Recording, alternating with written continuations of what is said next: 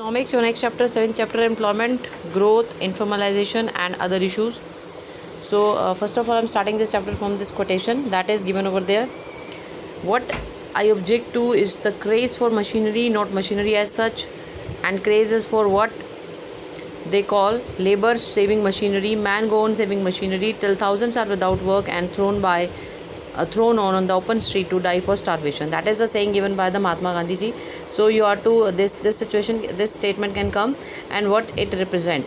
It represent that when there is a use of many machinery or lot of machinery, especially in the case of underdeveloped or developing country, then the people get into unemployment.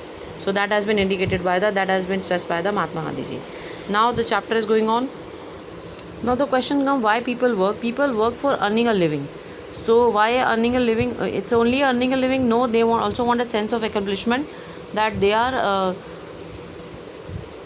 So there is a sense of accomplishment also when we work to meet the requirement of those who are dependent on us. So here the main point stressed in the case of employment by Mahatma Gandhi, that is upon education, training through a variety of works including craft, which is given in your NCERT.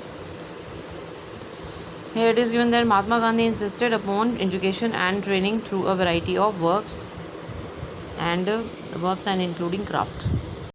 Now next thing, when you are earning when there is an earning person, working person, then definitely he is contributing for national income by engaging in different economic activities. Then it has been said over there, it has been discussed in the paragraph that we work not only for ourselves but for the family, for accomplishing their fulfilling their requirement.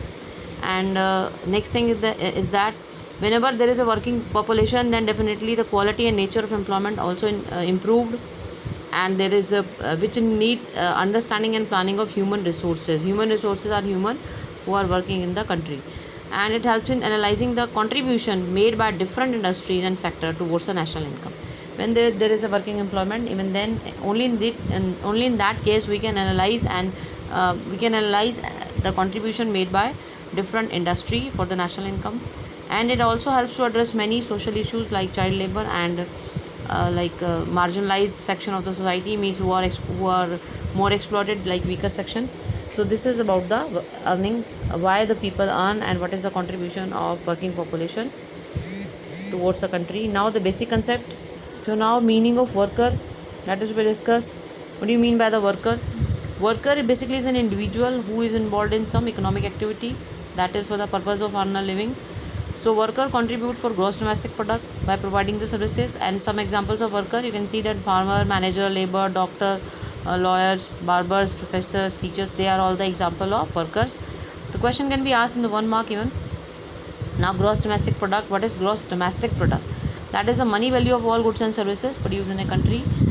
And then national product, that is a net earning. Basically what is the difference between gross domestic product and gross national product? That is net factor income from abroad, as you know very well, because you have discussed the national income.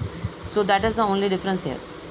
Fine. So if you will add net factor income from abroad and gross domestic product, then you will get gross national product.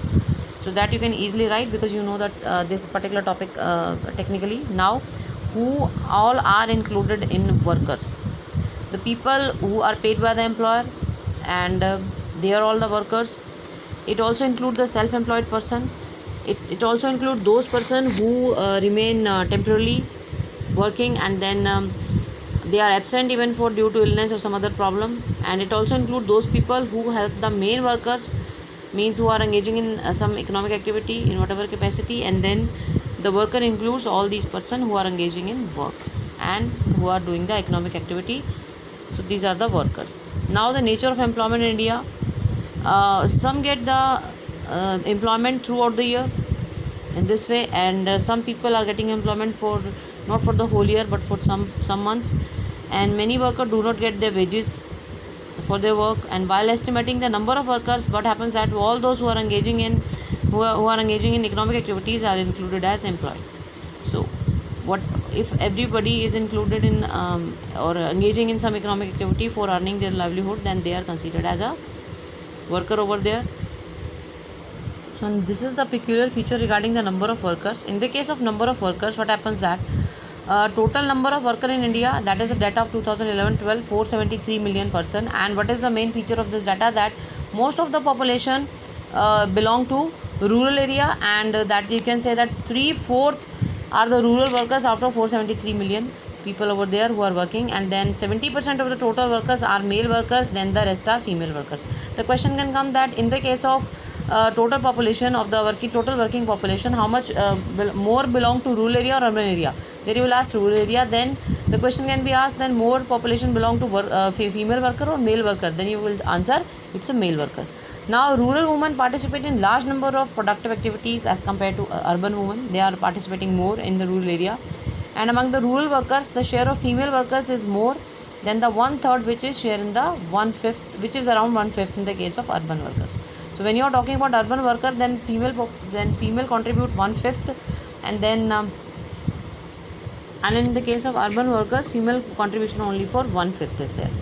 So now in rural area, many women carry out the works like cooking, fetching water, fuel wood, and participating in farm labor activities, and they are not even paid for that, but they are working for this. And for this reason, these women are not categorized as workers, and it is often argued that these women should also be called as a worker, and this is argument for the rural women workers.